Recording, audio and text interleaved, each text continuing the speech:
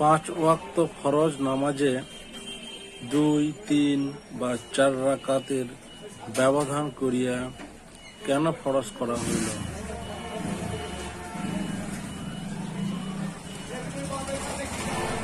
জবাব: আল্লাহ তাআলা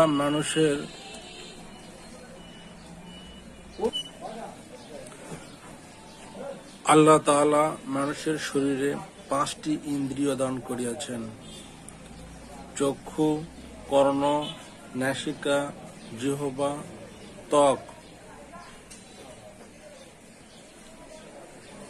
এই 5টি ইন্দ্রিয় না থাকিলে মানব জীবনের কোনো মূল্যই থাকিত না। মানুষ এই 5টি নিয়ামতের সাহায্যে আল্লাহ তাআলার লাখ লাখ নিয়ামত ভোগ করিতেছে, কিন্তু আল্লাহ তাআলা এই মূল 5টি নিয়ামতের মোকাবেলায় 5 ওয়াক্ত নামাজ ফরজ করিয়া দিয়েছেন। অতঃপর তিনি উহার এক একটির কাজের মাত্রা ও সীমা অনুযায়ী এক এক ওয়াক্ত নামাজের পরিমাণ অর্থাৎ রাকাত এইরূপ নির্ধারণ করিয়া দিয়েছেন: ত্বক বা স্পর্শ শক্তি, ইহা দ্বারা 2টি কাজ হয়: গরম জিনিসের তাপ বোঝা এবং শীতল জিনিসের শীতলতা অনুভব করা। এই শক্তি 2টি একসঙ্গে পাওয়া যাবে না, বরং মানব দেহের সমস্ত অংশে ছড়ানো রহিয়াছে।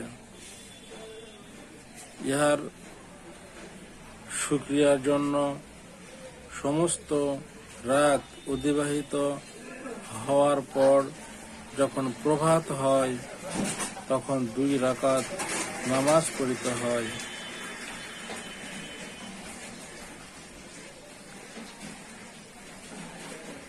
নাসিকা বা ঘ্রাণ শক্তি, এই শক্তি মানুষকে 4 দিক থেকে সাহায্য করে। চারদিকে সুগন্ধ বা দুর্গন্ধ ইহার কারণেই অনুভূত হয়।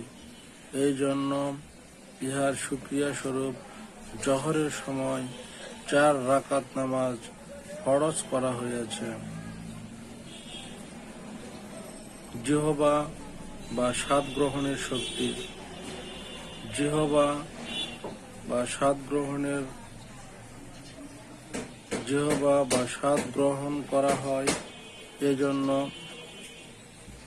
আসরের সময় 4 রাকাত নামাজ ফরজ করা হয়েছে।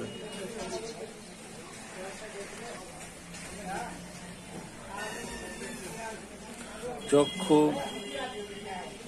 বা দৃষ্টিশক্তি, ইহার সাহায্যে মানুষ 3 দিকে দেখিতে পায়: ডানে, বামে ও সম্মুখে। পিছনের দিকে মোটেই দেখিতে পায় না। এই কারণে আল্লাহ তাআলা মাগরিবের 3 রাকাত নামাজ ফরজ করিয়া দিয়েছেন।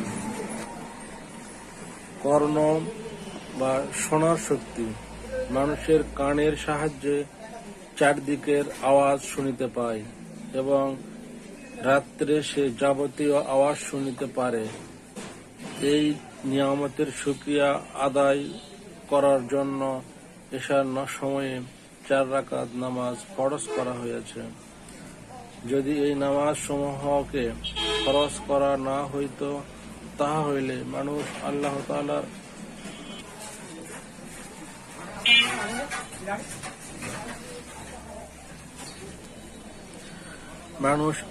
তাআলার লাখ লাখ নিয়ামতের শুকরিয়া কোনদিনই আদায় করিতে পারিত না।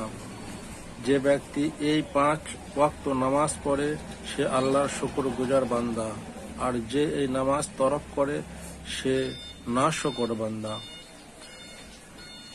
আলহামদুলিল্লাহ, ভিডিওটি শেয়ার করে দিয়ে সকলকে আমল করার, 5 ওয়াক্ত নামাজ পড়ার তৌফিক দান করুক। আর এই ধরনের ভিডিও পেতে আমার আমরে নাজাত তরিকতের আয়না চ্যানেলটি সাবস্ক্রাইব করুন আর বেশি বেশি ভিডিওটি শেয়ার করুন।